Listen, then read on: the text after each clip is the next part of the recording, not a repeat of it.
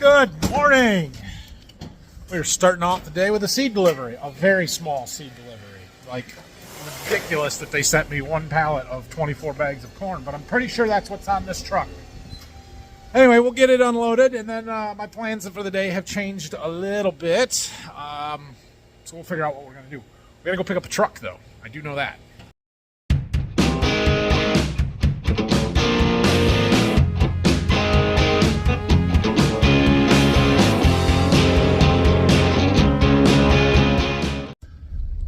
One little pallet of bags of corn. I'm pretty sure those were the last bags of corn for my account, though. So that's probably why. It's okay. I'm gonna head down to the farm for a little bit. I'm gonna get my breakfast, and then we got a little run around to do, I think, this morning. It's time to go get my truck that we're gonna use for delivering all this seed. We'll trade in this one. Not really. We're not actually trading this one in, but we are going to leave it where it's going, or we're picking up the other one. I will explain in a little bit. But we got to clean this one out a little bit. We got electric cords and all kinds of stuff that we needed to run shop vacs the other day. Clean her out. Ho ho ho! Yeah, this is what we're using. This is what we're using to deliver seed this year. We'll talk about it when we get back. All right. Okay, so here's the deal. This is I believe it's a 24. It's pretty dang new.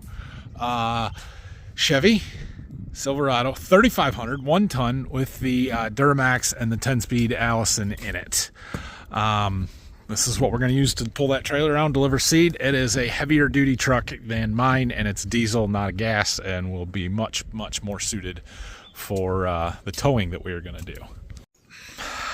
I did not buy this truck. It is not mine.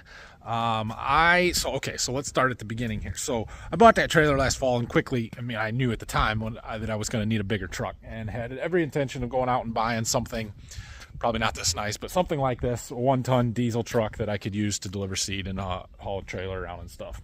So I was looking all fall at stuff, pricing them. Man, they're expensive. Just trying to figure out what exactly I wanted to do and the best way to make that happen. Started thinking a little bit about it more. I'm like, man, I really only need it for 2 months a year. Maybe I can rent something. Okay. So we started looking into that. There are several companies that have rental trucks of this size that you can do.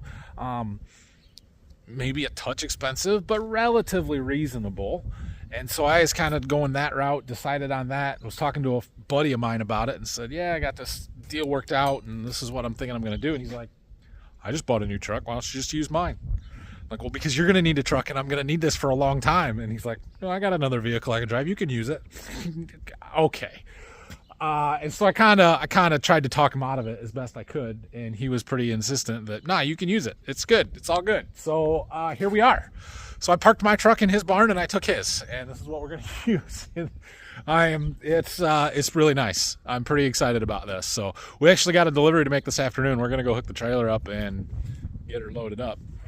Head out. Well, not head out yet, but pretty excited for this one. Okay.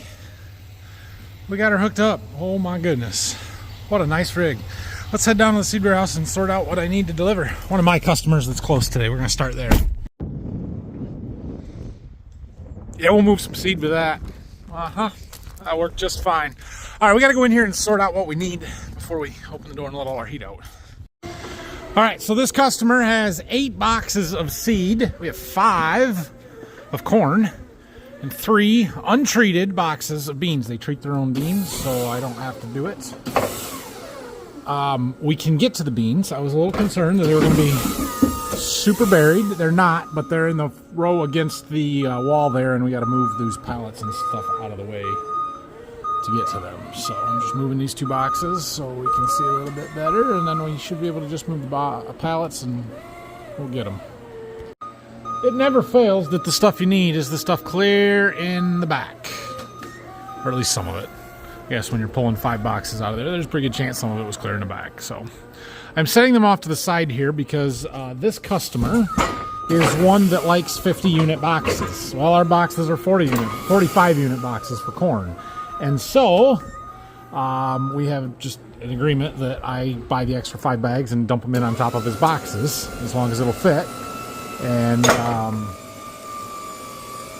yeah, so we have to do that. And then he has 50 unit boxes because it matches what he's getting from other companies, and it plants the same number of acres when he dumps one box on one side of his planter and one on the other side, and that's just how they want it. So that's how we do it. So somewhere over here we've got bags to match all these varieties, and we got to find them. Once again, never fails. The pallet that I need is this one and that one, which means we got to move all the rest of them. I can consolidate my rows though. We could move that one box. That box actually is going to go over there because it's going to get transferred to my warehouse account. Then we can move all this stuff over one. Consolidate. Finally, I think we are ready to load this trailer up. So we've got our 3 bean boxes right there. We have 5 corn boxes, 1, 2, 3, 4, and 5. All need to go on the trailer. This is a big load. I think we can handle it just fine. And we're not going far with this one. We will use straps though. Lots of them. So we're getting everything strapped down. I bought all these new straps and these ratchets, or whatever you want to call them, for this trailer when I got it. This is the first real load that we've done on it with boxes like this. So I went through and trimmed the tails a little bit. That's good. If you go too much, you break the boxes. But yeah, I trimmed all the excess off. I tried to keep them all about the same length, so it doesn't matter which straps go where, because obviously those are a little bit shorter and you need what you need versus these ones back here. But we'll see. I might have to cut these ones a little bit shorter. There's only so much room, you know, and I guess we're not touching there. I thought maybe we were bottoming out of space. Yeah, that one was a little bit long. Yeah, so I don't know. The only thing that we might need a little bit more length for is when we're hauling empties back and we've got 2 stacked on top of each other, folded down. They're just a little bit taller than the single boxes. So that might need a little bit extra strap, but I tried to leave as much as I could, so I think they'll be fine. I'm going to throw 2 more on these back 2 boxes, the 4 boxes here. There's only 1 stake pocket on each one for one of these things, so we're just going to put a strap clamp to here, one of my regular 2-inch ratchet straps. So I used my hot knife to cut these ends so that it doesn't fray. Melted it real nice. Actually, that worked really well. Okay, we're loaded up. Oh, don't forget my knife here. No trash. Straps from bands from the straps. I gotta run back to the farm real quick because I gotta get the delivery book. I gotta keep track of everything. And I should probably check the tire pressure. I should have done that before I brought it down here, but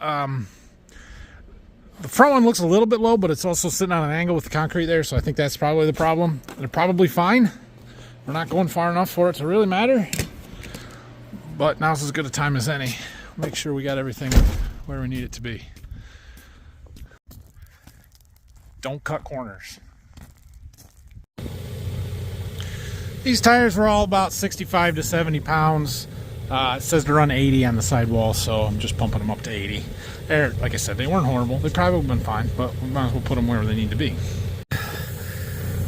The outside one here is relatively painless. The inside one, however, you can't hardly get to it. It's in there, and I know I've got all the right tools that you're supposed to be able to get on it, but nothing really fits. I can barely even get my hand in there to get the cap off, much less back on. It's a real pain. Okay, we're good to go. I wrote down what all we've got on here, the lot numbers and stuff. It's not super critical for my customers. It is for the other stuff. So we're gonna make sure we get everything written down and we have good records. This is nice. This is super nice. Load number 1 off the trailer. Let's go back. We gotta make a couple phone calls, see if we can load up for tomorrow morning. Okay, we made it back from our first delivery. All went smoothly. Much more smoothly than the first non-delivery delivery. Anyway, we did clean out a little space over here, which is good. You guys are blurry for some reason. Whatever. I need to sweep up the floor a little bit. We're going to reorganize those 2 slide everything over, give us a little bit more room for everything else. I've been trying to get a hold of a couple of the guys that I got to deliver stuff to that I was hoping to do tomorrow. And the one guy said, well, I'll have to go check and see if I got room and call you back later. The other one I can't get a hold of. And then there was 2 other guys that I was planning on taking stuff to, but the one guy's not deliverable yet because he hasn't paid for it. The other one, I don't have everything that he needs. I'm still waiting on one of the varieties of corn. So, yeah, that's frustrating, but we'll see what we can get done. Hopefully we can get those other 2 at least out of here. Look at all the room we've got over here now. Room for the rest of my beans. We'll see. I don't know when they're coming, but we've got more stuff coming next week, I know. The boys came out. They're playing catch dangerously because that's what we do, right? Right.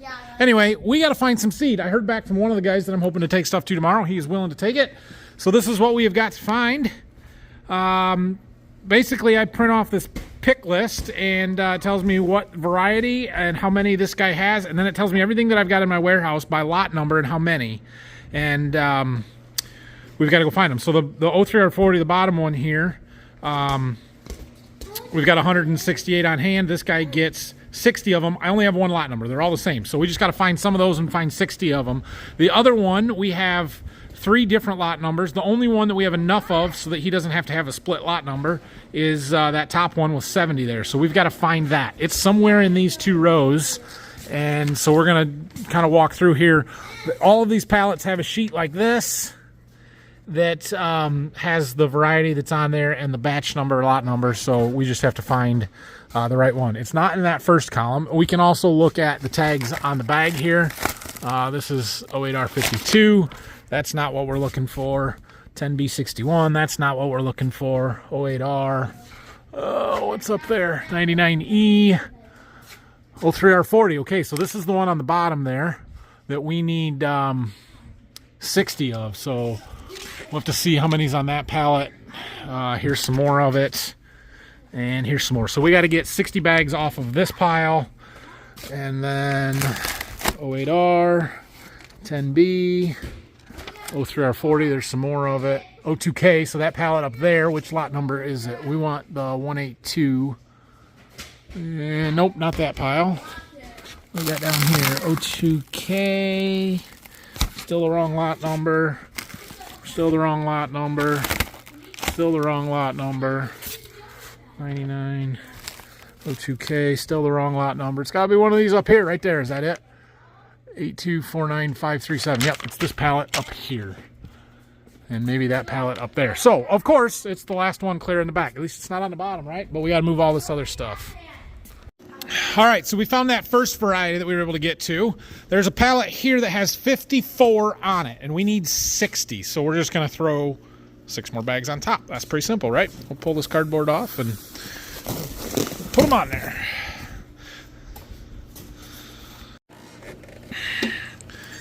There you go. 1 pallet of corn. FYI, if you are ever buying corn and you tell your seed salesman or ask them how many bags are on a pallet, the answer is always going to be 60.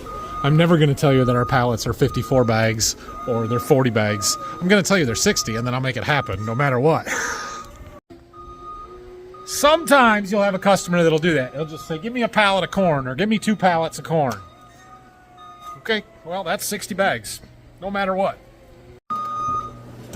I mean, they're 60 bag pallets, unless they're 70. Holy cow, I don't think I've ever gotten a 70 bag pallet from the company before, but that's what's on there. 70. Wow. Okay. Well, that's what we need. We just need to take 10 of them off. So that's easy. We just got to figure out which one of these pallets are we going to throw those 10 on. All right. Well, there's our 60 on this pallet. So we'll go set it with the other one. That is all this customer gets. He does not have any beans. But that's all. That's a lot of corn. So, yeah, we're going to dig out the other one that I'm hoping to deliver. He was going to call me back later tonight, tell me whether or not he actually is going to be willing to take it or not. All right. Well, we got that all put back where it needs to go. And right there, we've got the seed that we can deliver tomorrow. So I know that's not a huge amount, but it's a good start. I kind of feel bad leaving that sit outside overnight, but I can't really get it in. I don't have enough room in the barn yet. We're gonna run this tractor back down to the farm and put it in the barn down there because my Ram, my pickup, is down there and I need it to come home. So, Rylan has a basketball game tonight, his last first grade basketball game, so we gotta go do that. Somebody built the corner of this driveway up real nice. If you know, you know. Anyway, that's probably it for today. Maybe not the most exciting for you guys, but I had a really good day because we got a super awesome truck to drive. We got a seed delivery made successfully. We got another one ready to go for the morning. I had a good day. We're going to start focusing heavily on seed business stuff here for the month of March. So I'm sorry to you guys that it's going to get boring and repetitive of the same thing every day. Seed deliveries and or treating beans. Next week, it looks like it is going to rain all week. So that means we're going to spend a week inside treating beans and see how much we can get done in a week. I bet we can get a lot. So that's the plan for next week. Tomorrow's Friday, I'm going to deliver that seed, at least the one customers, if not both of them. And then I got a buddy of mine who lives in Wisconsin, but his parents are from not too far away, and he is there helping them build a garage, do something. I don't know, but he asked if I wanted to come and hang out and help for the day, and I absolutely do. So I'm going there after my delivery, and probably not going to film anything. So this is probably have a good weekend. We'll see how it goes, but this is probably have a good weekend. So thanks for watching this one. Don't forget to subscribe to the channel, like the videos. Spring is coming. We're going to have some cool equipment in the field this spring, including a 360 rain. I'm pretty excited for that. You guys are going to want to see it. Trust me. I know it's not a new 8RX or 9RX 830. Whatever. I get it. I'm not privileged enough to get to demo that stuff. That's okay. Maybe someday. But yes, I did see the new John Deere tractor launches. I saw the new combines. I saw they made some updates to the Hagie sprayers. I'm aware. I'm well aware. Someday, I won't say never because never is a long time, but it's going to be a while before we need 830 horsepower in a tractor around here. So thanks for watching, everybody. Have a great night, weekend. We'll see you later.